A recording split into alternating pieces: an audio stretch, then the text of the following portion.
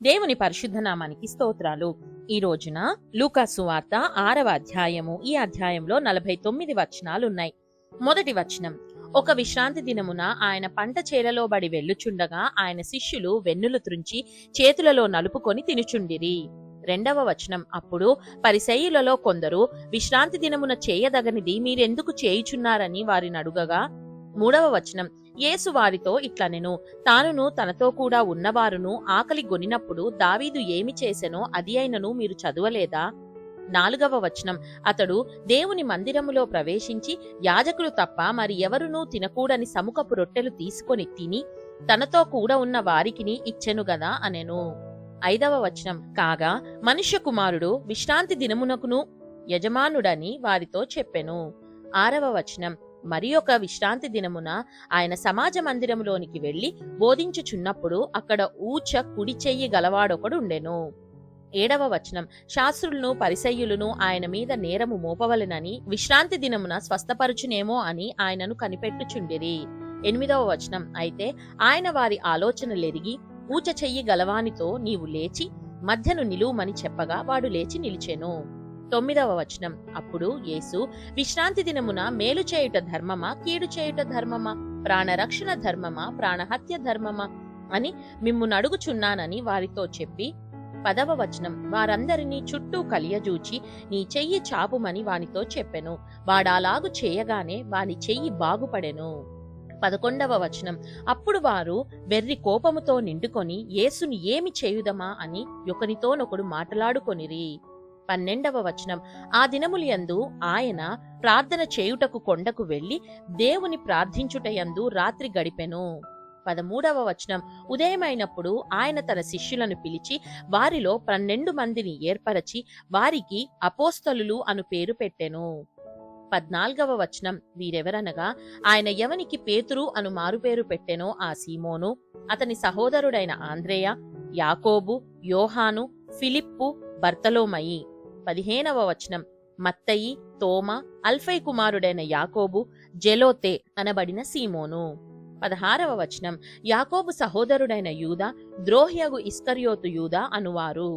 17వ వచనం: ఆయన వారితో కూడా దిగివచ్చి మైదానమందు నిలిచినప్పుడు ఆయన శిష్యుల గొప్ప సమూహమును ఆయన బోధ వినుటకును తమ రోగములను కుదుర్చుకొనుటకును యూదయ దేశమంతటి నుండియు యెరూషలేము నుండియు తూరు సీదోనను పట్టణముల సముద్ర తీరముల నుండియు వచ్చిన బహుజన సమూహమును. 18వ వచనం: అపవిత్రాత్మల చేత బాధింపబడిన వారును వచ్చి స్వస్థత నొందిరి. 19వ వచనం: ప్రభావము ఆయనలో నుండి బయలుదేరి అందరినీ స్వస్థపరచుచుండెను గనుక జన సమూహమంతయు ఆయనను ముట్టవలెనని యత్నము చేసెను. 20వ వచనం: అంతటా ఆయన తన శిష్యుల తట్టు పారచూచి ఇట్లనెను, బీదలైన మీరు ధన్యులు, దేవుని రాజ్యము మీది. 21వ వచనం: ఇప్పుడు ఆకలి గొనుచున్న మీరు ధన్యులు, మీరు తృప్తిపరచబడుదురు. ఇప్పుడు ఏడ్చుచున్న మీరు ధన్యులు, మీరు నవ్వుదురు. 22వ వచనం: మనుష్య కుమారుని నిమిత్తము మనుష్యులు మిమ్మును ద్వేషించి వెలివేసి నిందించి మీ పేరు చెడ్డదని కొట్టివేయునప్పుడు మీరు ధన్యులు. 23వ వచనం: ఆ దినమందు మీరు సంతోషించి గంతులు వేయుడి, ఇదిగో మీ ఫలము పరలోకమందు గొప్పదై ఉండును. వారి పితరులు ప్రవక్తలకు అదే విధముగా చేసిరి. 24వ వచనం: అయ్యో ధనవంతులారా, మీరు కోరిన ఆదరణ మీరు పొందియున్నారు. 25వ వచనం: అయ్యో ఇప్పుడు కడుపు నిండియున్న వారలారా మీరాకలి గొందురు. అయ్యో ఇప్పుడు నవ్వుచున్న వారలారా మీరు దుఃఖించి ఏడుతురు. 26వ వచనం: మనుష్యులందరూ మిమ్మును కొనియాడునప్పుడు మీకు శ్రమ. వారి పితరులు అబద్ధ ప్రవక్తలకు అదే విధముగా చేసిరి. 27వ వచనం: వినుచున్న మీతో నేను చెప్పునదేమనగా, మీ శత్రువులను ప్రేమించుడి, మిమ్మును ద్వేషించు వారికి మేలు చేయుడి. 28వ వచనం: మిమ్మును శపించు వారిని దీవించుడి, మిమ్మును బాధించు వారి కొరకు ప్రార్థన చేయుడి. 29వ వచనం: నిన్ను ఒక చెంప మీద కొట్టువాని వైపునకు రెండవ చెంప కూడా త్రిప్పుము. నీ పైబట్ట ఎత్తుకొని పోవువానిని నీ అంగీని కూడా ఎత్తుకొని పోకుండా అడ్డగింపకుము. 30వ వచనం: నిన్నడుగు ప్రతివానికిని ఇమ్ము, నీ సొత్తు ఎత్తుకొని పోవువాని యొద్ద నుండి దాని మరలా అడగవద్దు. 31వ వచనం: మనుష్యులు మీకేలాగు చేయవలెనని మీరు కోరుదురో అలాగు మీరును వారికి చేయుడి. 32వ వచనం: మిమ్మును ప్రేమించు వారినే మీరు ప్రేమించిన ఎడల మీకేమి మెప్పు కలుగును? పాపులను తమ్మును ప్రేమించు వారిని ప్రేమింతురు గదా.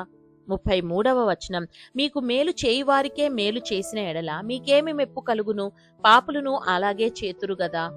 34వ వచనం, మీరెవరి యొద్ద మరలా పుచ్చుకొనవలెనని నిరీక్షింతురో వారికే అప్పు ఇచ్చిన ఎడల మీకేమి మెప్పు కలుగును? పాపులను తామిచ్చినంత మరలా పుచ్చుకొనవలెనని పాపులకు అప్పు ఇచ్చెదరు గదా. 35వ వచనం, మీరైతే ఎట్టి వారిని గూర్చి అయినను నిరాశ చేసుకొనక మీ శత్రువులను ప్రేమించుడి, మేలు చేయుడి, అప్పు ఇయ్యుడి, అప్పుడు మీ ఫలము గొప్పదై ఉండును. మీరు సర్వోన్నతుని కుమారులై ఉందురు. ఆయన కృతజ్ఞత లేని వారి ఎడలను దుష్టుల ఎడలను ఉపకారి అయి ఉన్నాడు. 36వ వచనం, కాబట్టి మీ తండ్రి కనికరము గలవాడై ఉన్నట్టు మీరును కనికరము గలవారై ఉండుడి. 37వ వచనం, తీర్పు తీర్చకుడి, అప్పుడు మిమ్మును గూర్చి తీర్పు తీర్చబడదు. నేరము మోపకుడి, అప్పుడు మీ మీద నేరము మోపబడదు. 38వ వచనం, క్షమించుడి, అప్పుడు మీరు క్షమింపబడుదురు. ఇయ్యుడి, అప్పుడు మీకు ఇయ్యబడును. అణచి కుదిలించి దిగజారునట్లు నిండు కొలతను మనుష్యులు మీ ఒడిలో కొలుతురు. మీరు ఏ కొలతతో కొలుతురో ఆ కొలతతోనే మీకు మరలా కొలవబడునని చెప్పెను. 39వ వచనం, మరియు ఆయన వారితో ఈ ఉపమానము చెప్పెను, గ్రుడ్డివాడు గ్రుడ్డివానికి దారి చూపగలరా?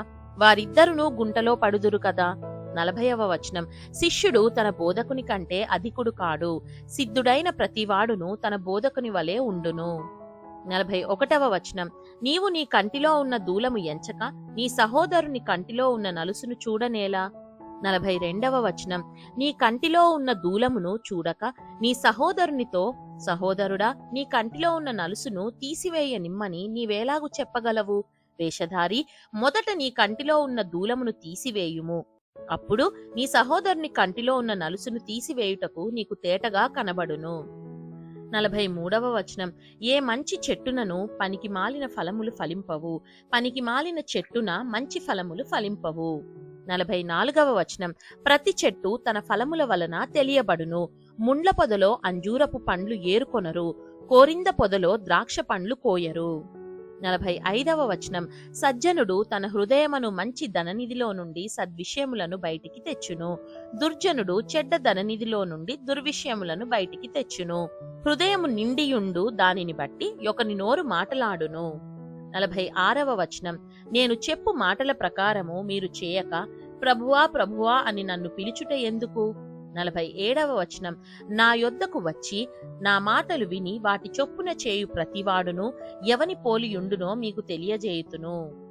48వ వచనం, వాడు ఇల్లు కట్టవలెననియుండి లోతుగా త్రవ్వి బండ మీద పునాది వేసిన వాని పోలియుండును. వరద వచ్చి ప్రవాహము ఆ ఇంటి మీద వడిగా కొట్టినను అది బాగుగా కట్టబడినందున దాని కదిలింపలేకపోయెను. 49వ వచనం, అయితే నా మాటలు వినియు చేయనివాడు పునాది వేయక నేల మీద ఇల్లు కట్టిన వానిని పోలియుండును. ప్రవాహము దాని మీద వడిగా కొట్టగానే అది కూలిపడెను.